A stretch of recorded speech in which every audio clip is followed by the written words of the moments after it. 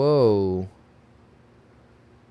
Disturbing. South Carolina pilot flying volunteer supply and rescue missions ordered out of Lake Lure, NC under arrest threat. Well, that's not the best English I've ever heard. A man who was a pilot, a certified law enforcement officer, and a volunteer member of the fire department over the weekend went on a rescue mission with his son, but after rescuing a North Carolina woman was forced to leave her husband behind because he was threatened with arrest by a firefighter official. Service and no water since Friday morning. What? This is the original post that I was reading when I decided to go up and help. It's a long post, but she's saying that her kids and family and animals are trapped. No way out, no supplies, and the only way in or out is accessible by helicopter. Limited cell service and no water since Friday morning. I thought I have a helicopter and maybe I can help. Jordan Sidham piled food and water into his helicopter Saturday and headed up toward Banner Elk. The only way through. Dude, I go to Banner Elk every year for the past 8 years. People out. This is a mountain range, and this is a mountain range. The only place to fly through with that's an aviation map for those who don't know. Is Lake Lure. The cries for help. I had lunch with a doctor who recently got his helicopter license, and he was explaining all of this to me. I bet you this guy's a cool dude. If you're a pilot, you're not a normal guy. If you receive this, please give me a call back. Thank you. Sidham's phone started lighting up on Saturday with people begging for help. I mean, I could hear the desperation in her voice. This is multiple phone calls I've received like this, voicemails, text messages, and you could hear people desperate for help. Sidham and his son rescued 4 people on Saturday and spent the night in a nearby pilot's lounge, then decided to fly again Sunday morning. I spoke with my son, which is my co-pilot. I said, hey, do you want Sick. to go back out and try to Sick. help today? And his response was, there's so many messages, I don't think we can't not go help. Sidham and his son were headed up to Black That's a Mountain. good kid right Flight there. tracking shows no That's a flight good kid restrictions in right place there. Saturday or Sunday Yes, sir. morning when Sidham flew through the Lake Lure Gap. But that was all about to change. The Sidham spotted an older couple waving for help, then landed in what's left of their driveway. Hey, I want you to let me get in. You step out and go out, help her in, put her bag in the back, get her strapped in. I'm gonna take her down, come back. I'll take him, I'll come back, and then I'll get you, okay? I originally left my son, co-pilot, on the side of the mountain. It was kind of unstable, so I didn't want to put more weight in the helicopter to lift back off, so I left my son with the other victim, and I was just going to take one person down at the time. And you could hear me in the video talking through with the victims and with my son what we're going to do. 3 minutes away, Sidham spotted a group of rescuers just down the river. I mean, this guy's using a lot, like, he's like, hey, My this guy's... experience, law enforcement, firefighting, pilot. He immediately started helping with coordination. He gave me radio frequencies to coordinate with them on, set up a landing area for me to come back with the other victim. And in the middle of the whole conversation and blocking the road off, I was greeted by the, at that time I didn't know, but Lake Lure fire chief or assistant chief maybe, and he shut down the whole operation. So at that point I felt like the conversation wasn't going any further. And again, he asked me to leave, and I said, hey, I have no problem getting out of your area. If that's what you want us to do, we'll leave, no issue. At that point, I asked him, what was the reason I had to leave them there? And he said, again, you're interfering with my operation. I just need you to get out of the area.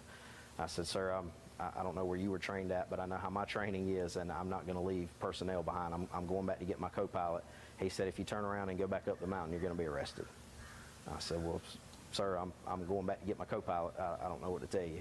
And he said, I'm letting you know. And at that point, he waved for 2 law enforcement officers to come over and told me that again, if I go back up the mountain, I would be arrested. He flew the 3-minute trip back, picked up his son, and left the woman's husband behind. Sure, he Oh my God. flooded with emotions and trying to rescue other people, and I just felt that it was best at the time to leave. So I did follow his instructions, and I had a conversation with the female victim before I left, apologizing and explaining. She was standing there. She heard the whole conversation, and they were both very, very surprised, very upset. The husband, as I was leaving off of the side of the mountain, at that point, separated from his wife, he was upset. Yeah. I can imagine. Sidham and his nearly 14... How the hell are you guys, whatever operation that you're doing, I feel like there has to be some deterrence of like, hey, if you really need, I mean, obviously this guy knows what the fuck he's doing. You should see this as like, oh, great, we have another body, another capable person who's willing to help. Sweet. This is going to help. Instead, you saw it as an opportunity to pull out your Johnson and say, nah, this is my operation. You're getting in the way of my operation. Me. Whatever say here is under my authority.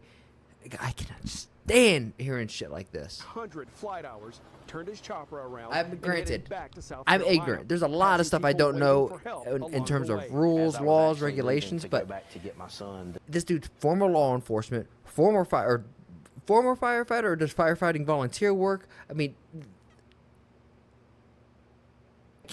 I can't wrap my head around this and see how another firefighting chief doesn't see this guy as like, this guy is trained. He has his own goddamn helicopter that he's willing and actively using to help people. How the fuck is he a problem? The original chief or captain that I spoke to, his crew and himself, they came back over and said, hey man, we can't tell you to go get the victim. We can't even ask you to go get the victim, but we can tell you if you come back with the victim, we'll have you a designated landing spot, and we'll make sure they don't come over here.